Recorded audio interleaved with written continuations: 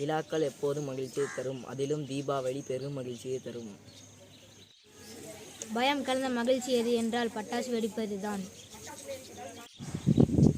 பட்டாசுகளின் சத்தமும் வெடிப்பதும் சுத்துவதும் கண்கொள்ளா காட்சியாகும். பட்டாசுகளை எரிப்பதால் காற்றில் கணிசமான மாசுக்கள் கலக்கின்றன. பட்டாசுகளின் sulphur dioxide, carbon monoxide மற்றும் நிறைய தனிமங்கள் உள்ளன. கந்தகம் பட்டாசு எரிவதற்கு பயன்படுகிறது. பொட்டாசியம் நைட்ரேட், இது பட்டாசின் எரிப்பை தக்கவைக்க ஆக்சிஜனை உருவாக்குகிறது. அலுமினியம் பிரகாசமான வெளிச்சம் மற்றும் தீப்பொறிகளை உருவாக்குகிறது.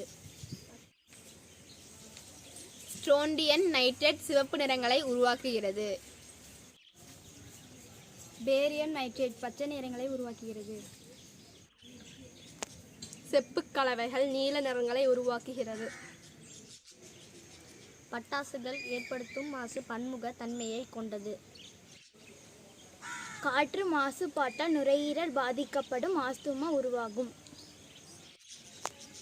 ஒலி மாசுபாட்டால் காது கேளாமை, மன அழுத்தம் ஏற்படுகிறது.